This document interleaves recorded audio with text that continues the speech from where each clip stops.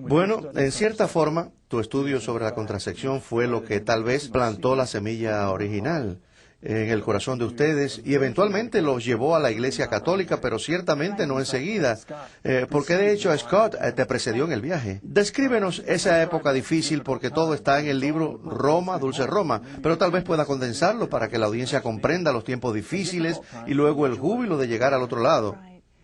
Cierto. Yo diría que cuando al tema de la contracepción, cuando me di cuenta que la Iglesia tenía razón, me quedé bastante impresionada. Que esta gran Iglesia sostuviera una posición tan impopular, pero en ese momento no tenía interés en averiguar más las declaraciones de la Iglesia.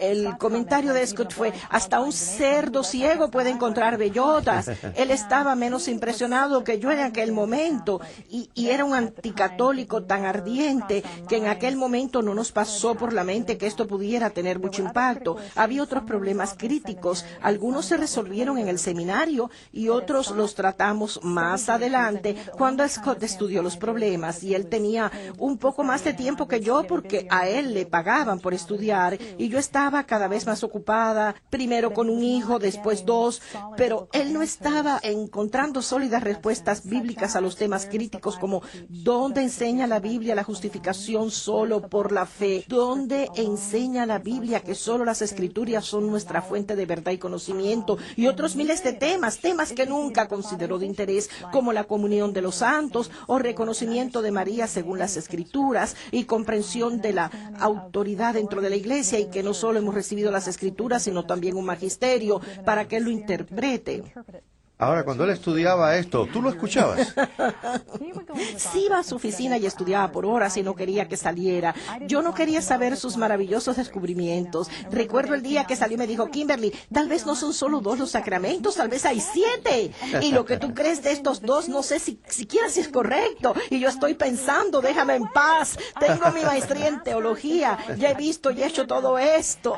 Yo me ocupé de eso y ahora me ocupo de mis hijos. Y para mí se alejaba cada vez más la verdad. Él seguía. ¿Qué era lo que tal vez había al final? Cierto, sí, tenemos que avanzar. ¿Por cuál fue, sin embargo, el tema principal que te abrió el corazón, que te abrió los ojos?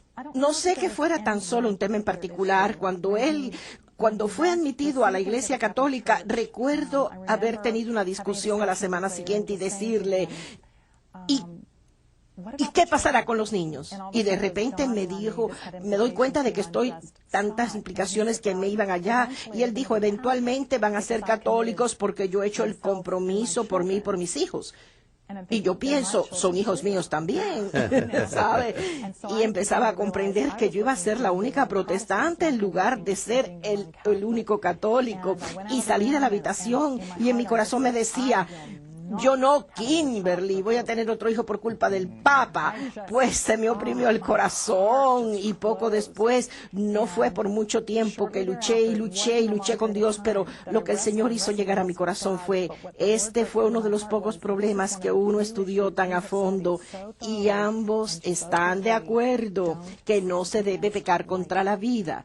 Así que fui y le dije, Scott, ¿sabes?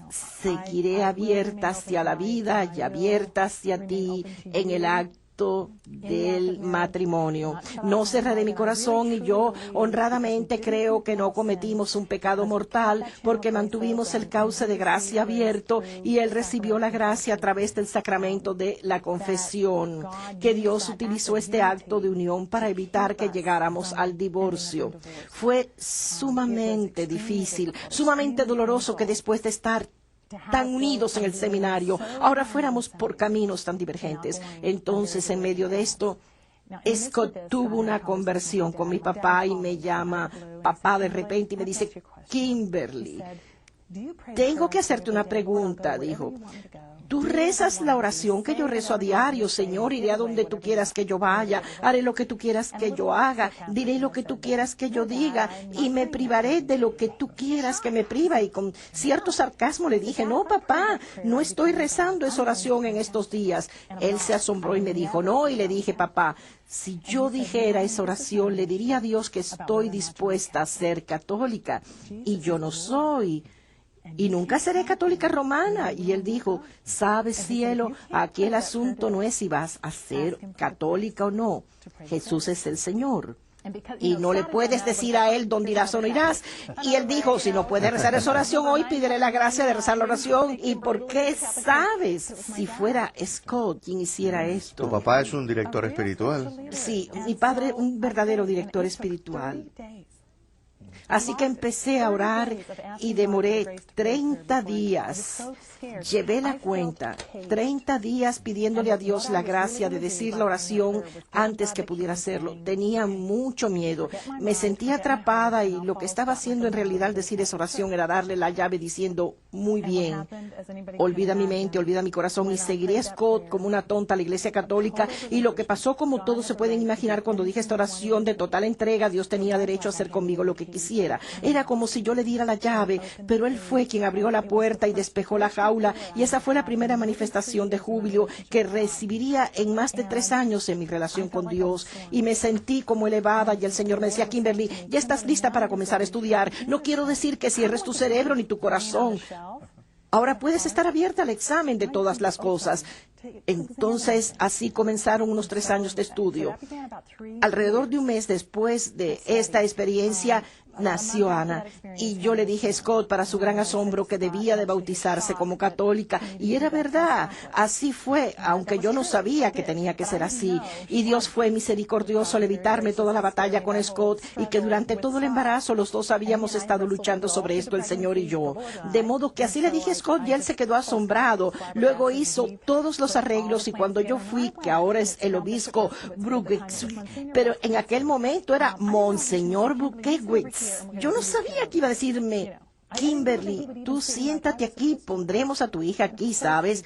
Yo no sabía que iba a tratarme como si yo fuera cristiana, y desde luego así fue. Y la liturgia era tan potente, es tan increíble que me incluyera a mí, yo lo hice todo. Lo único que fueron 2 puntos cuando comenzó la letanía de los santos. Yo le dije, ay Dios mío, está hablando con toda la gente muerta, no te preocupes, no tienes que hacer nada. Y luego otra parte, cuando él estaba explicando el bautismo, tuve la osadía de decirle a Dios, él no entiende lo que es el bautismo, pero está bien, no hay problema. Pero en ese bautismo de veras te llamó la atención, ¿no es cierto? Ese bautismo en particular. Fue fenomenal, fue fenomenal. Se rezaron todas las oraciones que yo hubiera dicho por Ana y se le aplicaron todas las bendiciones. Y a la salida le dije a Scott, yo no sé quién cambió más, si Ana o yo, debido a esta gran experiencia. Y de nuevo sentía ese profundo júbilo, ya había algo que conmovía mi corazón.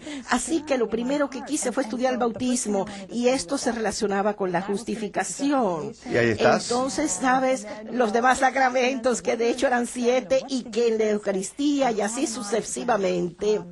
Y tal vez debo animar a nuestra audiencia a que vean el libro Roma, Dulce Hogar, porque aquí o ahí se describen todos los aspectos de este viaje, pero aún al final, porque una vez más el Señor no los llamó a ustedes 2 al mismo tiempo.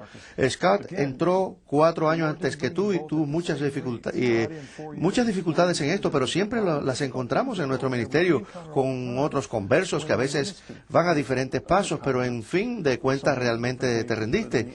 Quiero decir que te rendiste no en tu mente, sino en cuanto a la autoridad de la Iglesia, y te sometiste a la verdad de la Iglesia.